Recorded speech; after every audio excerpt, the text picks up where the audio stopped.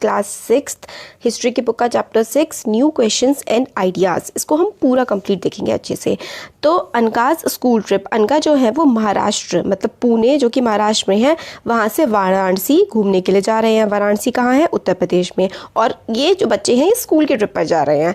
तो ये जो अंगा है इनकी मदर आती हैं और टीचर से कहती हैं कि बच्चों को सारनाथ ले जाएं और गौतम बुद्ध के बारे में भी बताएं। तो स्टोरी ऑफ बुद्ध क्या है? सिद्धार्थ, जिनको हम लोग गौतम के नाम से भी जानते हैं, उन्होंने ही बौद्ध धर्म की, बुद्धिज्म की स्थापना की थी। और कब की थी? उनका जो बर्थ हुआ था वो लगभग आज से 2500 ईयर्स पहले हुआ था। ये टाइम था जिसमें लोगों की लाइफ में काफ़ी ज़्यादा बदलाव आ रहे थे। हम लोगों ने चैप्टर 5 में देखा कि काफ़ी सारे महाजनपद बन रहे थे, जो कि जैसे कि एक मगध, कोसाला, ये सारे एग्जाम्पल्स हैं महाजनपद के। ये काफ़ी ज़्यादा पावरफुल हो गए थे, नई सिटीज़ बन के आ रही थी, लोगों की लाइफ्स में काफ़ी ज़्यादा बदलाव आ रहे थे, नए गांव शहर निकल के आ रहे थे। आगे के चैप्टर्स में भी हम इसके बारे में देखेंगे। काफ़ी सारे थिंकर्स जो हैं, लोग जो सोचते हैं इन चीज़ों के बारे में, जो हिस्टोरियंस हैं उन्होंने काफ़ी कुछ सोचा और हमें काफ़ी कुछ बताया। वो ये जानना चाहते थे, थिंकर्स जो है वो जानना चाहते हैं कि उस टाइम क्या हुआ लाइफ में, है ना, मतलब आज से 2500 साल पहले क्या चल रहा था। They also wanted to try and find out the true meaning of life. तो ये 2500 ईयर्स के टाइम पे ना बहुत ज़्यादा चेंजेस चल रहे थे सोसाइटी में। तो बुद्धा का जन्म भी इसी समय पर हुआ था। बुद्धा जो है वो एक प्रिंस थे, अभी हम देखेंगे, और वो एक मीनिंग जानना चाहते थे लाइफ का, कि हमारी लाइफ जो है जैसे चल रही है, क्यों चल रही है, क्यों होता है ये सब लाइफ में। तो इसके लिए उन्होंने काफ़ी कुछ किया था, वही हम देखेंगे चैप्टर में। बुद्ध जो है वो एक गण से बिलोंग करते थे, एक छोटा सा गण था जिसको साक्य गण कहते हैं, इसलिए कई बार गौतम बुद्ध को हम सांख्य मुनि कहते हैं। तो गौतम बुद्ध जो थे वो एक गण जो है साक्य गण को बिलोंग करते थे, और वो एक क्षत्रिय थे। एक मतलब होते हैं ना ब्राह्मण, क्षत्रिय, वैश्य, शूद्र, तो वो क्षत्रिय थे, एक राजा के घर में वो पैदा हुए थे। जब वो काफ़ी यंग थे, उन्होंने अपनी जो घर के कंफर्ट्स थे वो सारे छोड़ दिए और नॉलेज की तलाश में, ज्ञान की तलाश में वो अपने घर से निकल गए। वो उन्होंने वेंडर किया। वेंडर का मतलब होता है जगह जगह घूमना। ही वेंडर्ड फॉर सेवरल ईयर्स, कई सालों तक वो घूमते रहे, काफ़ी सारे लोगों से मिले, काफ़ी सारी डिस्कशंस करी बाकी दूसरे थिंकर्स से। थिंकर्स होते हैं ऐसे लोग जो चीज़ों के बारे में सोचते हैं। तो काफ़ी सारे थिंकर्स से उन्होंने डिस्कशन करी और फाइनली उनको रियलाइजेशन हो गया। उन्होंने मेडिटेशन करी कई दिनों तक, और कहाँ पर बैठकर? पीपल का ट्री है जिसको आज हम बोधि ट्री कहते हैं। अब पीपल के पेड़ के नीचे बैठ करके उन्होंने बोध गया बिहार में एक जगह है, वहाँ पर पीपल के पेड़ के नीचे बैठकर गौतम बुद्ध ने मेडिटेशन करी थी, ध्यान लगाया था, और वहीं पर उनको ज्ञान की प्राप्ति हुई थी। Where he attend enlightenment. Enlightenment का मतलब है ज्ञान की प्राप्ति हो जाना। इसके बाद से उनका नाम बुद्ध पड़ गया। बुद्ध का मतलब होता है वाइस वन, यानी कि होशियार, ठीक है। ही देन वेंट टू सारनाथ। इसके बाद जो बोध गया में उनको एनलाइटनमेंट मिला था। बोध गया एनलाइटनमेंट उनका हो गया। उसके बाद वो सारनाथ गए। सारनाथ कहाँ पर है? सारनाथ है वाराणसी के पास, जहाँ पर उन्होंने काफ़ी सारे अपने लोगों को, जो उन्होंने चीज़ें सीखी, जो उन्हें ज्ञान की प्राप्ति हुई, वो उन्होंने बाकी सारे लोगों को समझाया, बताया। और बाकी पूरी ज़िंदगी वो अपनी अलग अलग जगह ट्रैवल करते रहे, एक जगह से दूसरी जगह वो जाते रहे अपनी टीचिंग को फैलाने के लिए। और फाइनली मतलब उनकी जो डेथ है वो कुशीनारा एक जगह है, वहाँ पर इनकी डेथ हो गई। तो इनका जन्म कहाँ पर हुआ था? जन्म जो है बुद्धा का नेपाल वाले रीजन में हुआ था। किस गढ़ में? साक्यगढ़ में। और फिर ये बोध गया बिहार में इनको एनलाइटनमेंट मिली, और ये कुशीनारा में इनकी डेथ हो गई। बुद्ध की जो, अब ये देखिए, ये बुद्धा का स्तूप है, अभी देखते हैं इसको, पहले यहाँ देख लेते हैं। बुद्ध ने हम लोगों को ये सिखाया कि लाइफ जो है ना वो दुखों से भरी हुई है। Life is full of suffering, मतलब दुनिया जो है दुख से भरी हुई है, और दुख ही है, मतलब खुशी नहीं है दुनिया में। और उन्होंने बताया इसका कारण क्या है? कारण है क्रेविंग्स एंड डिज़ायर। मतलब पूरी दुनिया दुख से क्यों भरी हुई है? क्योंकि हमारे मन में बहुत ज़्यादा डिज़ायर्स हैं, बहुत ज़्यादा इच्छाएं हैं, भाई ये भी चाहिए, वो भी चाहिए, और हमें जो चीज़ें फिर मिलती नहीं है, और अगर तो मतलब हम लोग दुखी हो जाते हैं। तो हम लोग दुखी क्यों होते हैं? क्योंकि हमारे मन में बहुत ही ज़्यादा इच्छाएं हैं, इस वजह से हम दुखी रहते हैं। This is caused because we have cravings and desire. हम लोग की इच्छाएं बहुत ज़्यादा हैं, इसकी वजह से हम लोग दुखी रहते हैं। Which often can not be fulfilled, जो ज़्यादातर हम लोग पूरी नहीं कर पाते। Sometimes even we get what we want, कई बार हमें हम जो चाहते हैं वो मिल भी जाता है, फिर भी हम सेटिस्फाई नहीं हो पाते हैं। अच्छा ये वाली चीज़ मिल गई, अब हमें ये चाहिए। जैसे कि आप बहुत टाइम से हो सकता है अपने पेरेंट्स से कह रहे हो कि हमें पहले वॉच चाहिए, आपको वॉच मिल जाती है तो आपको कोई साइकिल चाहिए होती है, साइकिल मिल जाती है तो कुछ और चाहिए होता है, तो हमारी इच्छाएं कभी भी पूरी नहीं होती और इस वजह से हम दुखी रहते हैं। एंड वॉन्ट इवन मोर, और हम ज़्यादा से ज़्यादा पाने की कोशिश करते रहते हैं। बुद्धा ने डिस्क्राइब किया दिस एज थर्स्ट और तन्हा। बुद्धा ने जो हमारी बार बार चीज़ों को लेने की इच्छा होती है ना कि ये भी मिल जाए वो भी मिल जाए, बुद्धा ने इसको तन्हा या फिर थर्स्ट कहा। He thought that this constant craving could be removed by following moderation in everything। तो उन्होंने कहा ये जो क्रेविंग है ना, क्रेविंग का मतलब होता है इच्छा, ये जो इच्छा है कि भाई सब कुछ हमें मिल जाए या ये मिल जाए वो मिल जाए, ये कैसे हटाया जा सकता है, किस तरीके से हटा सकता है? Moderation in everything. Moderation in everything का मतलब होता है हर चीज़ में ना हम लोग एक बीच का रास्ता चुन ले, ना बहुत ज़्यादा जैसे ना बहुत ज़्यादा खाएं ना बहुत ज़्यादा कम खाएं, वो एक मतलब बीच का सा रास्ता हम लोग अपना लेंगे तो हमें दुखों से हम निवारण हमारा हो सकता है, दुख हमारे दूर हो सकते हैं।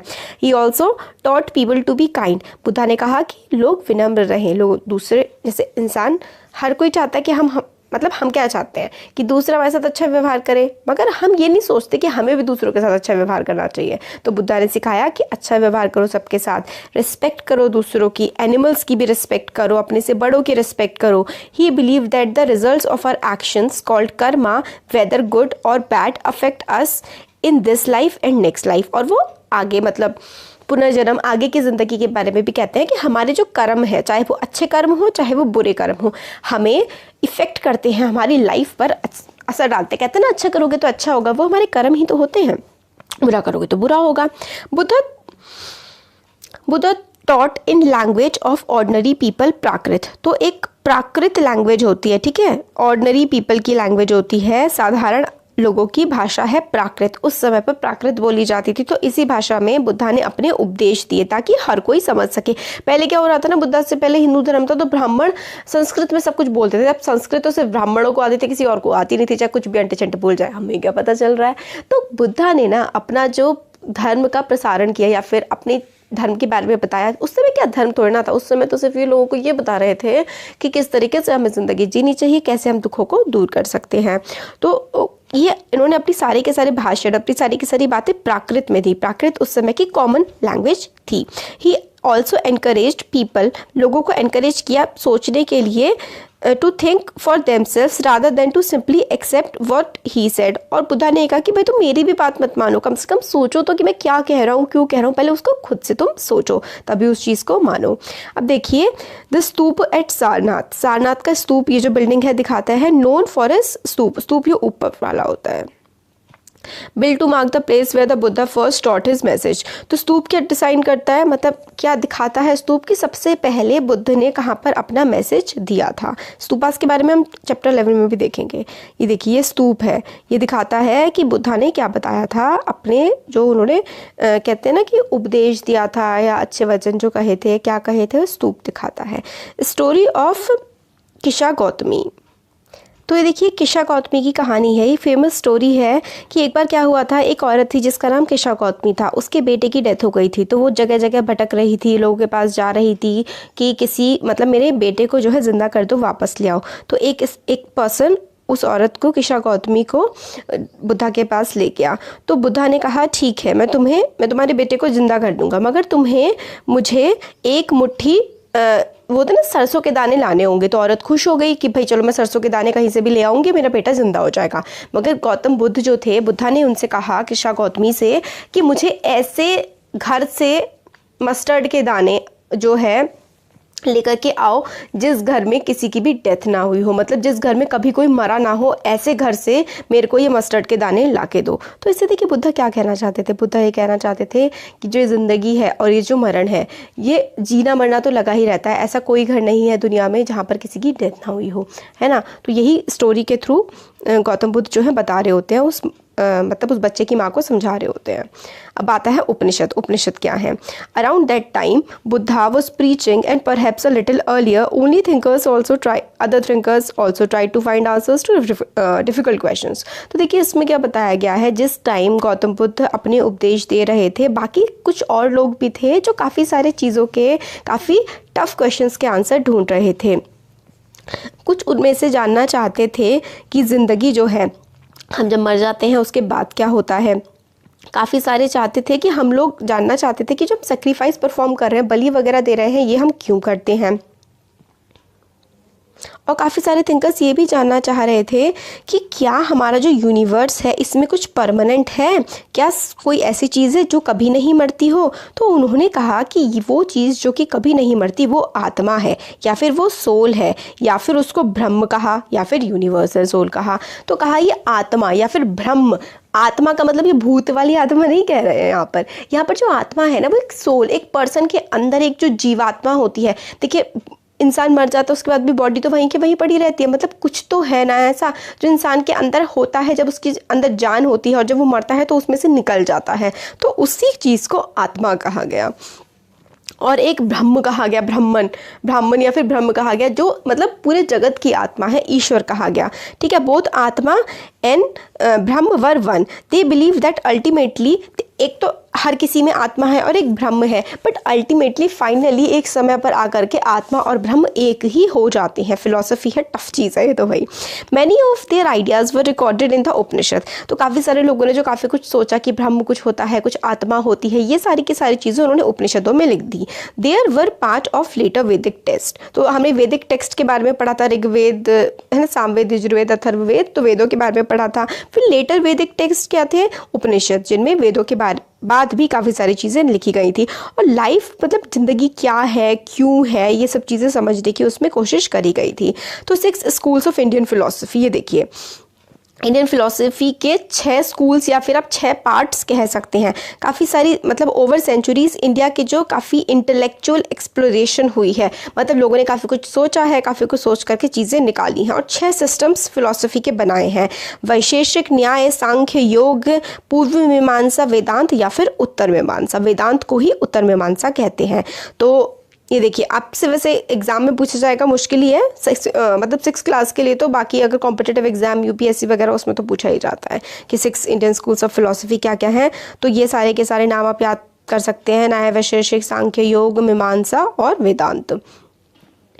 और 6 सिस्टम जो है ना ये फिलोसफी के, उनके फाउंडर्स कौन कौन हैं, कुणाड, गौतम, कपिल, पतंजलि योग के है ना, योग के फाउंडर, और जमिनी और व्यास रिस्पेक्टिवली। मतलब ये जो है वैशेषिक का सिस्टम किसने बनाया है, कन्नड़ ने बनाया है। न्याय बनाया है गौतम ने, सांख्य बनाया है कपिल ने, योग बनाया है पतंजलि ने, पूर्व मीमांसा बनाया है जमिनी ने, और वेदांत या फिर उत्तर मीमांसा बनाया है व्यास ने। ठीक है,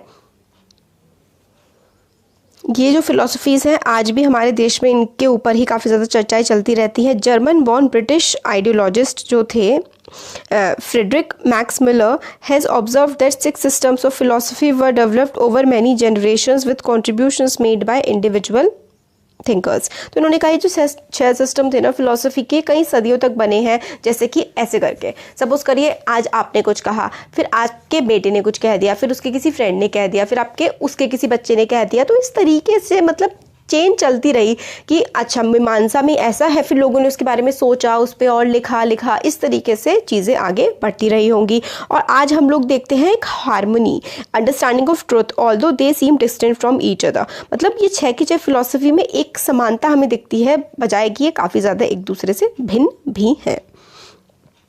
अब देखिए आता है द वाइज बेगर, एक और स्टोरी हमें बताई जाती है। तो एक स्टोरी है वाइज बेगर की। एक बेगर, ये कहाँ से हम लोगों को मिलती है, ये कहानी उपनिषद से मिलती है, चंडोग्य उपनिषद से। ठीक है, तो इसमें क्या था, एक ये शौनका और अभिप्रातरिन, तो हम इसको एस और ए मान लेते हैं, बहुत ही टफ नाम है, स्टोरी है, सुनिए बस आप लोगों ने। तो एस और ए ना खाना खा रहे होते हैं बैठ के, तो एक बेगर, एक भिखारी, बेगर का मतलब होता है भिखारी आ जाता है और इन लोगों से कहने लगता है कि तुम मुझे खाना दे दो। तो ये एस और ए बोलते हैं कि हम तो तुम्हें खाना नहीं दे सकते हैं। तो जो बेगर होता है ना वो कहता है कि क्या ये सारा का सारा खाना और ये सारी की सारी सृष्टि ईश्वर की नहीं है, एक यूनिवर्सल सोल की नहीं है, सब कुछ एक ईश्वर का ही तो है, और जो मैं हूँ वो आप हो। तो वो लोग कहते हैं कि हाँ बिल्कुल सही बात है। तो वो कहते हैं, फिर बेगर इन दोनों से कहता है एस और ए से, तो क्या अगर आप मुझे खाना नहीं दोगे, मुझे खाना देने से मना करोगे, तो आप उस यूनिवर्सल सोल को, यूनिवर्सल सोल जो एक शक्ति हर किसी में विद्यमान है, आप उसको खाना देने से मना नहीं कर रहे हो। तो ये कहते हैं हाँ बिल्कुल सही बात है, और फिर ये खाना दे देते हैं बेगर को। तो वाइस बेगर की ये कहानी है, कुछ जितना आपके सिलेबस के लिए इतनी इंपॉर्टेंट नहीं है, बस एक कहानी बताई गई है। हाँ, तो इसमें ये बताते हैं, यहाँ से अब देखते हैं कि उपनिषद क्या है। उपनिषद में आत्मा और ब्रह्म के बारे में लिखा गया है। अब काफ़ी सारे आइडियाज़ उपनिषद में लिखे गए हैं, इनको हम लोग लेटर वैदिक टेक्स्ट, उपनिषद को हम लोग लेटर वैदिक टेक्स्ट कहते हैं क्योंकि ये वेदों के बाद लिखे गए हैं। उपनिषद का लिटरल मीनिंग मतलब अगर इसका हम शब्द को भेद करके देखें तो इसका मतलब होता है अप्रोचिंग या फिर सिटिंग नियर, मतलब पास में बैठकर लिखना। And the text contain conversations between teachers and students, और ये जो लिखा हुआ है ना इसमें हम लोग को कन्वर्जेशंस मिलती हैं, बातचीत मिलती है टीचर के बीच में और स्टूडेंट्स के बीच में। अफन आइडियाज़ वर प्रेजेंटेड थ्रू सिंपल डायलॉग्स, और मतलब बातचीत टाइप की होती है और डायलॉग सिंपल से डायलॉग्स के फॉर्म में चीज़ों को समझाया जाता है। ज़्यादातर उपनिषदिक थिंकर्स जो थे ना वो आदमी हुआ करते थे, ब्राह्मण हुआ करते थे या तो राजा होते थे, ओकेजनली कभी कभी विमेन होती थी। अब ये इंपॉर्टेंट है, कौन सी विमेन? गार्गी, जो काफ़ी फेमस एक विमेन रही हैं जिन्होंने काफ़ी ज़्यादा डिबेट्स वगैरह रॉयल कोर्ट्स में हमें उनके देखने के लिए मिलती हैं। पुअर पीपल को बहुत ही हम कम देखेंगे इस तरीके के डिस्कशंस में पार्ट लेते हुए। एक फेमस एक्सेप्शन है सत्यकामा जबाला। अब देखिए जो एक्सेप्शंस होते हैं वो हमेशा इंपॉर्टेंट होते हैं। तो उपनिषदिक थिंकर विमेन गार्गी, और पुअर थिंकर वो भी बहुत कम होते थे। तो सत्यकामा जबाला ये पुअर थिंकर थे, उपनिषदिक थिंकर थे बट काफ़ी पुअर थे। Who was named after his mother, उनकी मदर के नाम पर इनका नाम रखा गया था स्लेव विमेन जबाली। तो सत्यकामा जबाला, इनमें काफ़ी ज़्यादा डिज़ायर थी कि सच्चाई के बारे में जाने।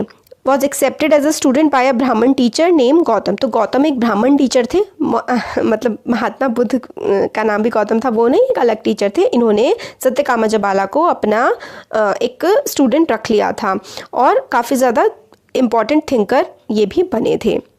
Many of the ideas of Upanishads were later developed by the famous thinker Shankaracharya. Shankaracharya के बारे में 7th क्लास के जो लास्ट चैप्टर्स है ना, भक्ति मूवमेंट वाला चैप्टर्स है, उसमें पढ़ा आएगा शंकराचार्य के बारे में। तो उपनिषद से हम लोगों को आत्मा के बारे में, ब्रह्म के बारे में और बाकी सारे जो 6 स्कूल्स ऑफ फिलॉसफी हैं जैसे कि सांख्य, योग है ना, इन सब के बारे में, मीमांसा, उत्तर मीमांसा, पूर्व मीमांसा वगैरह के बारे में हम लोग को उपनिषद से पता लगता है।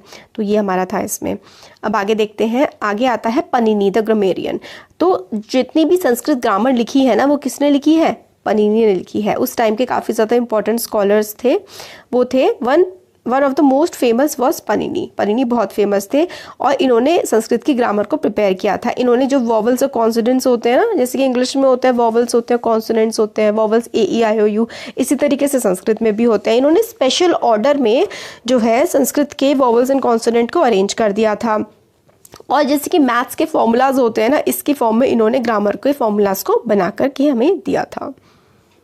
He used to write down the rules of the language in short formulas, around 3000 of them। 3000 formulas के फॉर्म में इन्होंने